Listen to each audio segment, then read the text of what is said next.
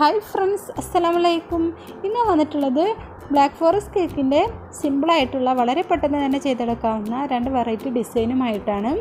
അപ്പോൾ black forest കേക്കിൻ്റെ recipe ഞാൻ മുമ്പ് തന്നെ അപ്ലോഡ് ചെയ്തിട്ടുണ്ട് കേട്ടോ. അപ്പോൾ കാണാത്തവരുണ്ടെങ്കിൽ അതൊന്ന് കാണുക. ലിങ്ക് ഞാൻ താഴെ കൊടുക്കുന്നുണ്ട്. അപ്പോൾ ഇതിൽ ഐസിങ് ചെയ്യുന്നതും ഡിസൈൻ മാത്രമേ കാണിക്കുന്നുള്ളൂ കേട്ടോ. അപ്പോൾ നമുക്ക് വീഡിയോയിലോട്ട് പോകാം. അപ്പോൾ ആദ്യം നമ്മൾ റെഡിയാക്കാൻ പോകുന്നത് സ്ക്വയർ കേക്കാണ്. അപ്പോൾ ഇതൊരു 3 ലെയറാക്കി കട്ട് ചെയ്തെടുക്കുന്നുണ്ട്. ഇനി കേക്ക് ബോർഡിൽ കുറച്ച് വിപ്പിംഗ് ക്രീം സ്പ്രെഡ് ചെയ്ത ശേഷം ഒന്നാമത്തെ ലെയർ വെച്ച് കൊടുക്കാം. ഇത് ഷുഗർ സിറപ്പ് ഒഴിച്ച് നന്നായിട്ട് തന്നെ ഒന്ന് നനച്ചെടുക്കാം. എന്നിട്ട് നനച്ചെടുത്ത ശേഷം നമുക്ക് വിപ്പിംഗ് ക്രീം നന്നായിട്ടൊന്ന് സ്പ്രെഡ് ചെയ്ത് കൊടുക്കാം. അപ്പോൾ അത്യാവശ്യം കട്ടി തന്നെ ചെയ്യുക. ഇനി ഇതിന് മുകളിൽ കട്ട് ചെയ്ത ചെറീസും കൂടി ഇട്ട് കൊടുക്കാം. അപ്പോൾ ചെറീസ് ഇട്ട് കൊടുത്തിട്ടുണ്ട്. ഇനി കട്ട് ചെയ്ത് വെച്ച ചോക്ലേറ്റിൻ്റെ പീസസും കൂടി ഇട്ട് കൊടുക്കാം. ഇനി രണ്ടാമത്തെ ലെയർ കേക്ക് വെച്ച് കൊടുക്കാം. ഇത് ഷുഗർ സിറപ്പ് ഒഴിച്ച് നന്നായിട്ട് തന്നെ നനച്ചെടുക്കുക. എന്നിട്ട് വിപ്പിംഗ് ക്രീം സ്പ്രെഡ് ചെയ്ത് കൊടുക്കുക. എന്നിട്ട് നേരത്തെ ചെയ്തതുപോലെ തന്നെ ചെറീസ് കട്ട് ചെയ്തതും ചോക്ലേറ്റ് കട്ട് ചെയ്തതും കൂടി ഇട്ട് കൊടുക്കാം. എന്നിട്ട് മൂന്നാമത്തെ ലെയർ കേക്ക് വെച്ച് കൊടുക്കാം. ഇത് ഷുഗർ സിറപ്പ് ഒഴിച്ച് നന്നായിട്ട് നനച്ചെടുത്ത ശേഷം ക്രം കോട്ട് ചെയ്തെടുക്കാം.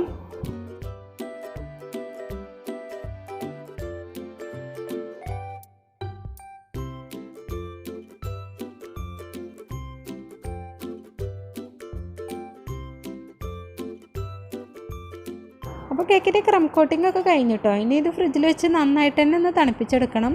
ഒരു 10 മിനിറ്റെങ്കിലും കുറഞ്ഞത് വെച്ചിരിക്കണം. എന്നിട്ടിത് പുറത്തെടുത്ത് ഇനി ഒന്ന് ഫൈനൽ കോട്ട് ചെയ്തെടുക്കാം.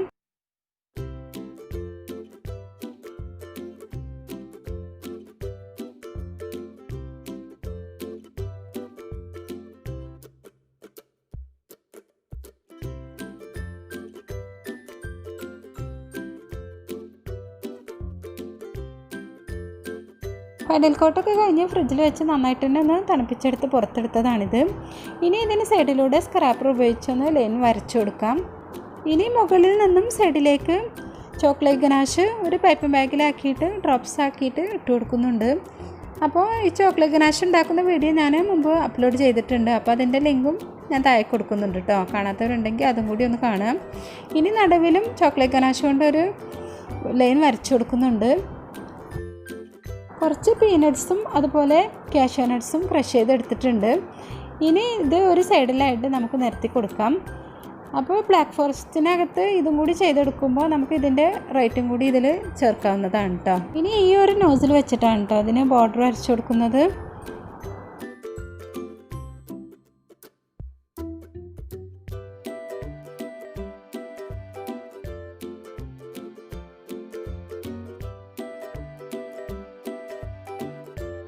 അപ്പം മുകളിൽ മാത്രം 4 ഭാഗങ്ങളിലായിട്ടും പിന്നെ നടുവിലും ബോർഡർ വരച്ചു കൊടുത്തിട്ടുണ്ട്. ഇനി നമുക്ക് ഓരോ ചെറീസും കൂടി ഓരോ ഭാഗത്തും വെച്ച് കൊടുക്കാം. അപ്പോൾ ഒരുപാട് ചെറീസ് വെച്ച് കൊടുത്താൽ ഇതിൻ്റെ ഭംഗി പോവും.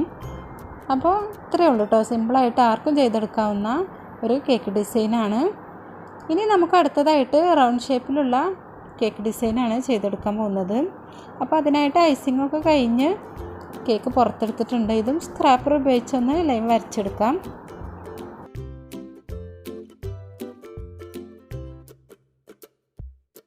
അപ്പോൾ ലൈൻ വരച്ചെടുത്തിട്ടുണ്ട്.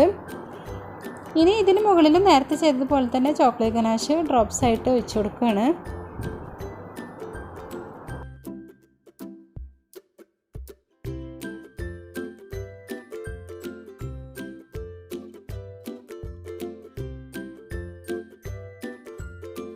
ഈ ഒരു നോസിൽ വെച്ചിട്ടാണ് കേട്ടോ ഇതിൻ്റെ മുകളിലൂടെ ഡിസൈൻ ചെയ്തെടുക്കുന്നത്.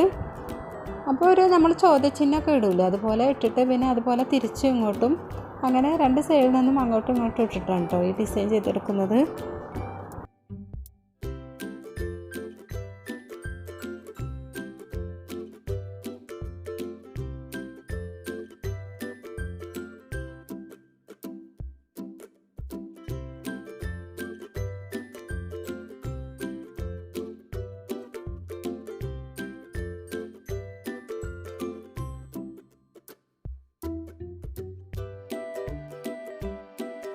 ഇതിന് നടുവിലായിട്ടും ഞാൻ താഴോട്ട് ഇതുപോലെ ഒന്ന് അങ്ങനെ ഡിസൈൻ ചെയ്തെടുക്കുന്നുണ്ട് കേട്ടോ. അപ്പോൾ ഇതിങ്ങനെ ചെയ്തെടുക്കുന്നത് 2 പാർട്ടായിട്ട് കിട്ടാൻ വേണ്ടിയിട്ടാണ്. അപ്പോൾ ഒരു ഭാഗത്ത് നമുക്ക് ചോക്ലേറ്റും മറുഭാഗത്ത് നമുക്ക് നെയിംസ് ചെയ്തെടുക്കാം. അപ്പോൾ ഒരു ഭാഗത്ത് നമുക്ക് ചോക്ലേറ്റ് ഇട്ട് കൊടുക്കാം അല്ലേ.